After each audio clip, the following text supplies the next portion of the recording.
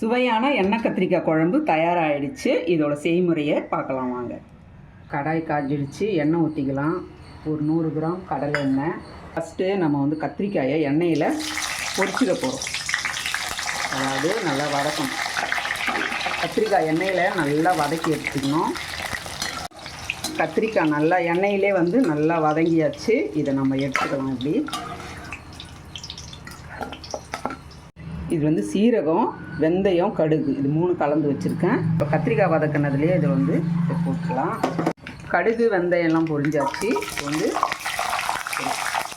15 பல்லுக்கு பூண்டு எடுத்துருக்கேன், அதையும் போட்டுக்கலாம். அப்புறம் ஒரு பச்சை மிளகா, வெங்காயம்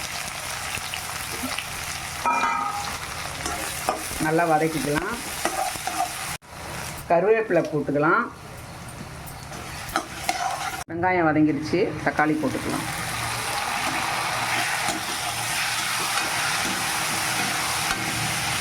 தக்காளி வதங்கிறதுக்கு லேசாக உப்பு போட்டுக்கலாம். தக்காளி வதங்கியாச்சு, மிளகாத்தூள் போட்டுக்கலாம். காரத்துக்கு ஏற்ற மாதிரி போட்டுக்கோங்க. நான் வீட்டில் அரைச்ச மிளகாத்தூள் தான். அப்புறம் கொஞ்சம் மஞ்சள் பொடி போட்டுக்கலாம்.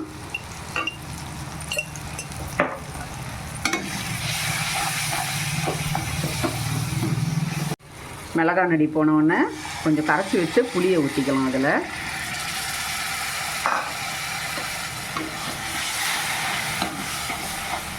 புளி ஒரு 50 கிராமுக்கு புளி தான் ஊற்றிருக்கேன். ரொம்ப கம்மியாக ஊற்றணும், அதிகமாக ஊற்றக்கூடாது. தேவையான தண்ணி கொஞ்சம் ஊற்றிக்கலாம். இந்த குழம்பு திக்காக இருக்கணும், தண்ணியாக இருக்கக்கூடாது. தேவையான அளவுக்கு உப்பு போட்டுக்கலாம். அடுத்தது நம்ம வதக்கி வச்சுக்கிற கத்திரிக்காயை இதில் போட்டுக்கலாம். ஒரு 2 நிமிஷம் மூடி வச்சு கொதிக்க விடலாம். குழம்பு கொதித்து ரெடியாக இருக்குது.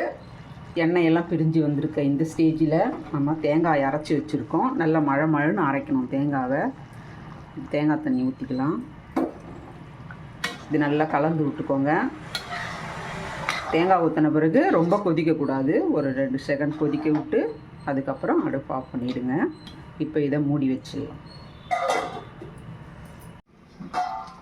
குழம்பு ரெடி ஆயிடுச்சு. இந்த மாதிரி தான் நல்லா திக்னஸாக வரணும். நல்லா பூண்டோட இந்த கத்திரிக்காய் அப்படியே முழுசாக சாப்பிட்றதுக்கு அப்படியே நல்லா நெய் மாதிரி இருக்கும். கத்திரிக்காய் இந்த மாதிரி எண்ணெயில் வதக்கி இந்த மாதிரி குழம்பு வச்சிங்கன்னா ரொம்ப சூப்பராக இருக்கும். கத்திரிக்காய் சாப்பிடாதவங்க கூட சாப்பிடுவாங்க. இதை நம்ம இப்போ வேறு பாத்திரத்தில் மாற்றிக்கலாம்.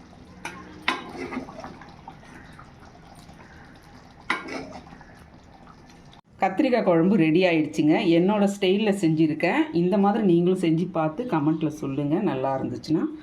இந்த வீடியோ உங்களுக்கு பிடிச்சிருந்ததுன்னா லைக் பண்ணி ஷேர் பண்ணுங்கள், சப்ஸ்கிரைப் பண்ணுங்கள். உங்கள் ஃப்ரெண்ட்ஸுங்களுக்கெல்லாம் ஷேர் பண்ணிவிடுங்க. நன்றி.